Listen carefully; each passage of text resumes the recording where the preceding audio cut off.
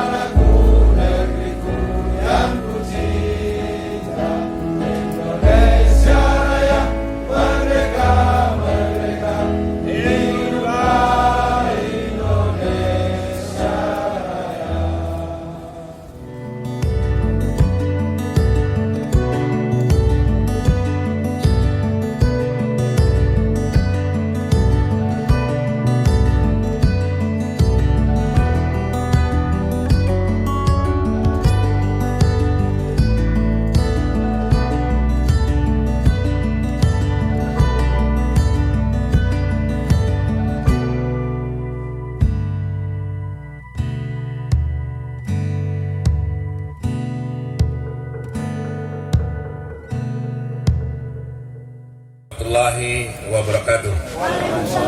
Salam sejahtera untuk kita semua.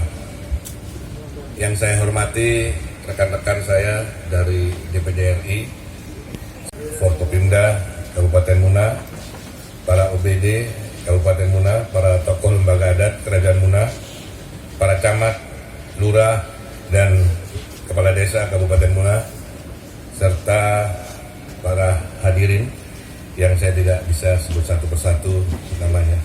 Mohon maaf.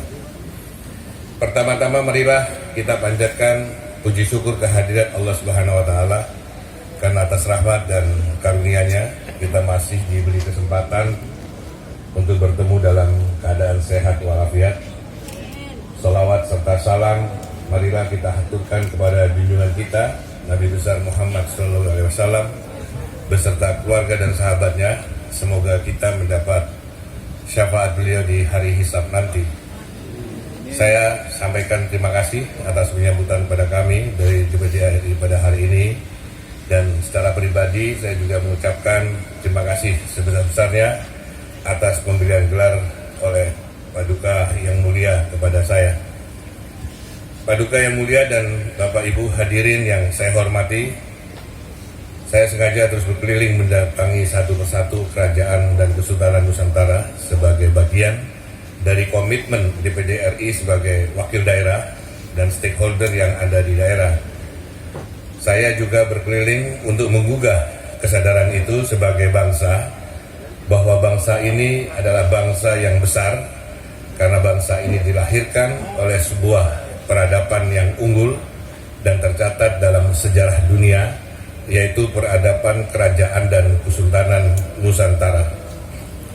Sumbangsih kerajaan dan Kesultanan Nusantara terhadap lahirnya Indonesia tidak bisa dihapus dalam sejarah, karena keberadaan Kerajaan Nusantara inilah melahirkan tradisi pemerintahan, tradisi penulisan, tradisi pendidikan, tradisi pengobatan, hingga tradisi kemiliteran baik di darat maupun di laut.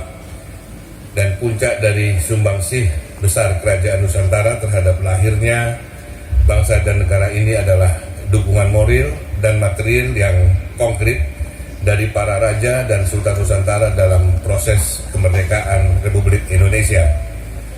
Dukungan moral diberikan dengan sikap legowo yang luar biasa dari para raja dan sultan dengan mengakui kedaulatan Indonesia sebagai sebuah negara yang merdeka dan berdaulat atas wilayahnya.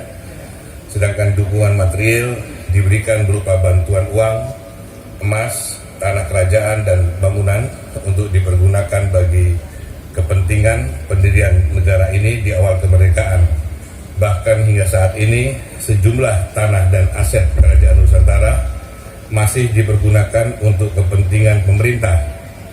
Oleh karena itu, sumbangsih dan dukungan konkret Kerajaan Nusantara dalam proses lahirnya NKRI, saya menyebut bahwa Kerajaan dan Kesultanan Nusantara adalah salah satu pemegang saham utama negeri ini. Dan untuk menggugah kesadaran bangsa, saya terus-menerus menyampaikan hal ini kepada seluruh elemen bangsa. Paduka yang mulia dan Bapak Ibu hadirin yang saya hormati, saya bersyukur bisa bersilaturahmi dengan keluarga besar Kerajaan Muna. Apalagi Kerajaan Muna adalah salah satu kerajaan besar di Sulawesi Tenggara yang berdiri sejak tahun 1371 Masehi. Apalagi perjalanan sejarah Kerajaan Muna juga tercatat dengan sejumlah perlawanan terhadap VOC dan penjajah Belanda yang dimulai di era Raja Laodepulu yang berkuasa pada tahun 1914 sampai 1918 dengan melakukan perang gerilya untuk menentang perjanjian Korte Verklaring. Perlawanan yang dilakukan Raja Laodepulu memberi inspirasi kepada rakyat Muna sehingga terbentuk laskar-laskar rakyat dan batalion-batalion, salah satunya Batalion Sadar yang merupakan cikal bakal Kodam Birabuana di Makassar saat ini. Karena itu tidak salah bila saya selalu katakan bahwa Indonesia adalah negara yang besar karena bangsa ini lahir dari sejarah peradaban yang telah unggul dan besar, yaitu peradaban kerajaan dan Kesultanan Nusantara. Inilah yang kemudian kerap saya sampaikan di beberapa kesempatan, mengapa sekarang negeri ini hanya menyandarkan kepada partai politik sebagai satu-satunya penentu wajah dan arah perjalanan bangsa. Mengapa para pendiri bangsa dan para pemilik saham lahirnya bangsa ini, termasuk kerajaan dan Kesultanan Nusantara, tidak memiliki saluran atau ruang untuk ikut menentukan arah perjalanan bangsa. Karena konstitusi ini yang merupakan konstitusi hasil amandemen di tahun 1999 hingga 2002 silam memang hanya memberikan ruang kepada partai politik sebagai penentu utama. Partai politik menjadi satu-satunya instrumen untuk mengusung calon pemimpin bangsa ini, dan hanya partai politik melalui fraksi di DPR bersama pemerintah yang memutuskan undang-undang yang mengikat seluruh warga bangsa. Padahal sebelum dilakukan amandemen Undang-Undang Dasar 1945, naskah asli memberikan ruang kepada utusan daerah dan utusan golongan dengan porsi yang sama dengan anggota DPR RI yang merupakan representasi partai politik. Tapi setelah amandemen, utusan golongan dihapus dan utusan daerah diubah menjadi DPD RI, tetapi dengan kewenangan yang berbeda dengan utusan daerah. DPD RI sebagai wakil daerah yang juga dipilih melalui pemilu seperti partai politik hanya mendapat porsi mengusulkan rancangan undang-undang dan membahas di fase pertama di badan legislasi. Sedangkan pemutus untuk mengesahkan menjadi undang-undang adalah DPR bersama pemerintah. DPD RI juga tidak bisa mengusulkan pasangan calon presiden dan calon wakil presiden dari jalur non-partai politik, padahal masyarakat melalui sejumlah survei menghendaki ada calon pemimpin nasional dari unsur non-partai politik. Oleh karena itu, DPD RI terus menggugah kesadaran publik bahwa sistem tata negara yang ada di Indonesia saat ini sudah jauh meninggalkan DNA sejarah lahirnya bangsa ini. Untuk itu DPD RI terus menggelorakan bahwa rencana amandemen konstitusi perubahan kelima menjadi momentum untuk melakukan koreksi atas sistem tata negara Indonesia, sekaligus sebagai momentum untuk melakukan koreksi atas wajah dan arah perjalanan bangsa ini.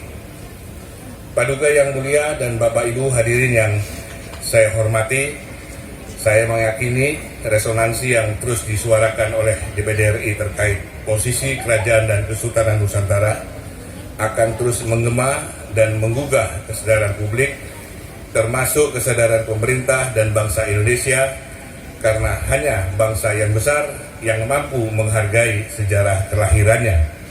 Oleh karena itu, saya menyatakan akan memperjuangkan semua amanat Raja dan Sultan Nusantara yang diberikan kepada saya dalam deklarasi Sumedang yang termaktub dalam 7 titah Raja dan Sultan Nusantara. Kami akan menemui satu persatu para pihak terkait, khususnya di pemerintahan, untuk merealisasikan amanah para Raja dan Sultan Nusantara yang tertulis dalam deklarasi Sumedang tersebut. Bahkan telah menyiapkan satu surat khusus kepada Presiden Joko Widodo terkait dengan 7 titah Raja dan Sultan Nusantara ini. Saya hanya menunggu waktu, momentum saja yang untuk saya sampaikan secara langsung pada Presiden Jokowi. Karena sedikitnya 3 hal penting yang menjadi domain pemerintah dalam 7 titah Raja dan Sultan Nusantara nanti, yaitu menyangkut revitalisasi Kerajaan dan Kesultanan Nusantara, lalu terkait dengan keterlibatan aktif kementerian dan lembaga dalam penguatan budaya Nusantara dan kewajiban pemerintah daerah, baik provinsi maupun kabupaten kota, untuk melibatkan Kerajaan dan Kesultanan Nusantara dalam penyusunan rencana pembangunan daerah. Yang disampaikan tadi oleh Pak Bupati, jadi memang kami sengaja turun ke Muna karena kami sangat meyakini bahwa daerah Muna ini daerah sangat tinggi spiritualnya, dan saya yakin dengan kita bermunajat di daerah Muna ini, cita-cita kita semua akan tercapai. Amin, amin. Dan tadi yang disampaikan mengenai lanjutkan Jokowi Dodo 2024 itu sudah kita deklarasikan sejak awal. Mudah-mudahan dengan deklarasi ada di Muna ini, didengarkan oleh para leluhur dan para waliullah dan para raja-raja, insya Allah semuanya akan dikabulkan oleh Allah Subhanahu wa Ta'ala. Amin. Jadi tidak salah kalau ada Raja Muna menjadi Presiden Republik Indonesia. Amin. Kiranya itu yang dapat saya sampaikan. Akhir kata, kami di DPD RI juga membuka diri seluas-luasnya kepada pemerintah Kabupaten Muna untuk menyampaikan aspirasi-aspirasinya, termasuk tadi yang disampaikan oleh Pak Bupati. Kami juga menerima surat aspirasi yang untuk kita serahkan kepada Komite 3 masalah peningkatan dari sekolah tinggi menjadi universitas.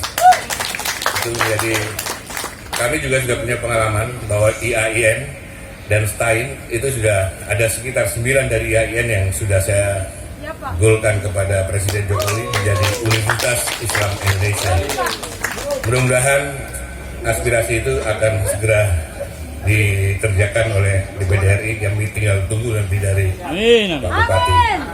Dan kami juga membuka seluas-luasnya kepada Majelis Adat Kerajaan Nusantara untuk kepentingan menyuarakan kepentingan para raja dan sultan Nusantara. Jadi Majelis Adat di sini kalau perlu disuarakan di pusat, kami juga siap menerima, karena memang pemegang saham utama negeri ini adalah Raja dan Sultan Nusantara. Semoga perjuangan kita untuk Indonesia yang lebih baik mendapat ridho dari Allah Subhanahu wa taala, dan yakinlah insya Allah saya akan kembali ke sini untuk melaksanakan janji-janji saya pada Kota Muna, Kabupaten Muna. Amin. Terima kasih. Wabillahi taufiq wal hidayah. Wassalamualaikum warahmatullahi wabarakatuh. Waalaikumsalam. Izin kepada Yang Mulia Ketua DPD Republik Indonesia untuk tetap berada di tempat.